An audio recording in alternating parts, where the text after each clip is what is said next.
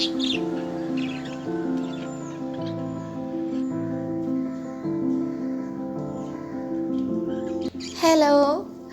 ഇപ്പോഴത്തെ ക്ലൈമറ്റ് തന്നെ ഒരുമാതിരി ഒരു ക്ലൈമറ്റ് അല്ലേ, നമുക്ക് ചുണ്ടൊക്കെ പൊട്ടുന്ന, കാലൊക്കെ വരണ്ട് കീറുന്ന, കാറ്റും വെയിലും ഒക്കെ ചേർന്നൊരു ക്ലൈമറ്റ്. അപ്പോൾ നമുക്ക് മാത്രമല്ല, നമ്മുടെ പ്ലാന്റ്സിനും ഒരുപാട് അഫക്റ്റ് ചെയ്യുന്നൊരു ക്ലൈമറ്റാണിത്. പ്ലാന്റ്സൊക്കെ പെട്ടെന്ന് ചാഞ്ഞ് ഒടിഞ്ഞ് തൂങ്ങിയൊക്കെ പോകാൻ സാധ്യതയുള്ളൊരു ക്ലൈമറ്റാണ്.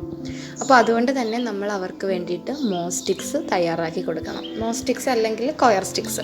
അപ്പോൾ എന്താണ് മോസ്റ്റിക്സ് എന്ന് പറഞ്ഞാൽ മോസാണത്. അപ്പോൾ ഒരു ടൈപ്പ് പായലാണ്, സ്ഫാഗ്നം മോസ് എന്ന് പറയും. അപ്പോൾ അതൊരു 250 ഗ്രാമിന് തന്നെ 350 റുപ്പീസാണ് ആമസോണിലൊക്കെ കാണിക്കുന്നത്. അപ്പോൾ അത് നമ്മുടെ കയ്യിൽ അവൈലബിൾ അല്ലാത്തത് കൊണ്ട്, അല്ലെങ്കിൽ നമുക്ക് അഫോർഡബിൾ അല്ലാത്തത് കൊണ്ട് തന്നെ നമ്മളുടേതായ രീതിയിൽ നമുക്കൊരു മോസ്റ്റിക് അല്ലെങ്കിൽ ഒരു കോയർ സ്റ്റിക്ക് ഉണ്ടാക്കിയെടുക്കാം.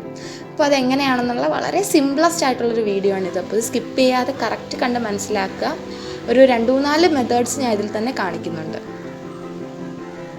അപ്പോൾ ആദ്യം ഞാൻ എൻ്റെ സിങ്കോണിയം പ്ലാന്റ്സിന് വേണ്ടിയിട്ടാണ് ഒരു കോയർ സ്റ്റിക്ക് ഉണ്ടാക്കുന്നത്. അപ്പോൾ ഇത് നന്നായിട്ട് വള്ളി വീശി തുടങ്ങിയിട്ടുണ്ട്. ഇനി അത് നമുക്ക് എന്തെങ്കിലും ഒരു സപ്പോർട്ട് വെച്ച് കൊടുക്കേണ്ടതായിട്ടുണ്ട്. അപ്പോൾ ഈ ഒരു കോയർ സ്റ്റിക്സ് അല്ലെങ്കിൽ മോസ്റ്റിക്സ്, ഞാൻ മോസ്റ്റിക്സ് എന്ന് പറയാത്ത എന്താണെന്ന് വെച്ചാൽ ഞാനിവിടെ മോസ് ഉപയോഗിക്കുന്നില്ല. പകരം നമുക്ക് അഫോർഡബിൾ ആയിട്ടുള്ള രീതിയിൽ എന്തെല്ലാം മാർഗ്ഗത്തിൽ നമുക്ക് ചെയ്തെടുക്കാമെന്നാണ് ഞാൻ ഇന്നത്തെ വീഡിയോയിൽ ഉദ്ദേശിക്കുന്നത്.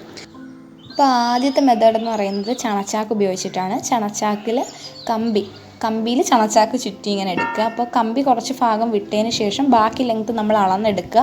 അത്രയും ഭാഗം മുറിച്ചെടുക്കുക. കുറച്ച് മതി, വീതി കുറച്ച് മതി. അതിനുശേഷം നമ്മൾ ആ കമ്പി അതിനകത്തേക്ക് ചുറ്റിയെടുക്കുകയാണ് ചെയ്യുന്നത്. അപ്പോൾ ആദ്യത്തെ കോയർ സ്റ്റിക്ക് അങ്ങനെയാണ് ഞാൻ ഉണ്ടാക്കാനായിട്ട് കാണിക്കുന്നത്. കമ്പി ആകുമ്പോൾ ഒരുപാട് നാൾ നിലനിൽക്കും.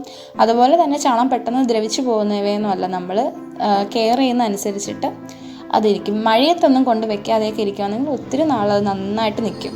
അപ്പോൾ ചണം ഉപയോഗിച്ചിട്ട് ഇതുപോലെ കെട്ടുകളാക്കി നല്ല ലെങ്ത്തിൽ നന്നായിട്ട് ചെയ്തെടുത്തിട്ടുണ്ട്. അപ്പോൾ അതിൻ്റെ ലാസ്റ്റ് ഭാഗം മാത്രമാണ്, മണ്ണുമായിട്ട് കോണ്ടാക്റ്റുള്ള ഭാഗം മാത്രം ചണം കെട്ടി കൊടുത്തിട്ടില്ല.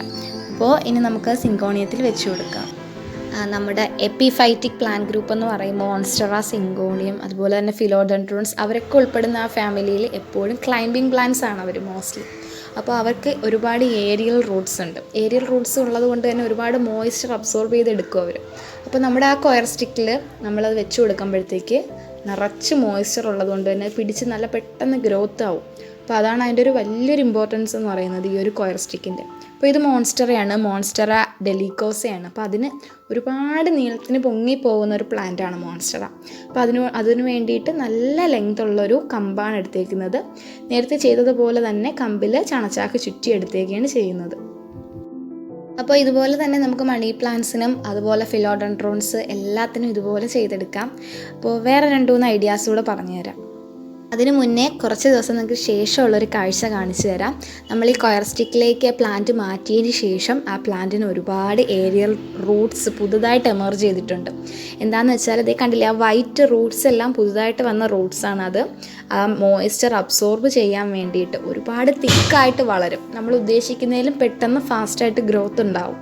അപ്പോൾ അതിന് വേണ്ടിയിട്ടാണ് അതുകൊണ്ട് പിടിച്ച് കയറിയിരിക്കുന്നത്. കണ്ടില്ലേ, ഒരുപാട് മോയ്സ്ചർ നമ്മൾ ആ ചാക്കിൽ ഇങ്ങനെ നിലനിൽക്കും. അപ്പോൾ അത് പെട്ടെന്ന് വലിച്ചെടുത്ത് പെട്ടെന്ന് ഗ്രോത്ത് ആവാൻ വേണ്ടിയിട്ട് അവർക്ക് സഹായിക്കും ആ ഒരു കോയർ സ്റ്റിക്ക്. വേറെ 2 വഴി എന്ന് പറഞ്ഞാൽ ചണച്ചാക്കിന് പകരം നമുക്കിതുപോലെ കയർ കിട്ടും. ഈ തൊണ്ടിൻ്റെ തന്നെ കൊച്ചൻ കയറെന്ന് പറയും, തൊണ്ടിൻ്റെ തന്നെ കയർ. ഇത് ചുറ്റി നമുക്ക് പ്ലാന്റ്സിനെ വളർത്താം. പിന്നെ ഒരു വഴി എന്ന് പറയുന്നത് ഈ കമ്പെടുത്തിട്ട് കമ്പിനകത്ത് നന്നായിട്ട് ചണം ചുറ്റിയെടുക്കുക എന്നുള്ളതാണ്. അപ്പോൾ ചണം ചുറ്റിയെടുക്കുമ്പോഴത്തേക്ക് മണി പ്ലാന്റ്സ് ആയാലും അതുപോലെ തന്നെ മോൺസ്റ്ററാസ് ആയാലും അതിൻ്റെ ഏരിയൽ റൂട്ട്സ് നന്നായിട്ട് അതിനകത്ത് പിടിച്ച് കയറും. അപ്പോൾ പെട്ടെന്ന് തന്നെ അതിനൊത്തിരിയായിട്ട് നന്നായിട്ട് ഗ്രോത്ത് കിട്ടും. അപ്പോൾ ഇതുപോലുള്ള ഐഡിയാസ് നിങ്ങളുടെ ഗാർഡനിൽ കൊണ്ടുവരുമ്പോൾ തന്നെ ഗാർഡൻ കുറച്ചുകൂടെ അട്രാക്റ്റീവ് ആവും. നമുക്കും ഒരുപാട് ഗാർഡനെ സ്നേഹിക്കാൻ തോന്നും. അപ്പോൾ ഇതുപോലുള്ള ഒരുപാട് ഐഡിയാസുമായിട്ട് വീണ്ടും കാണാം. അപ്പോൾ അതുവരെ ബൈ ബൈ.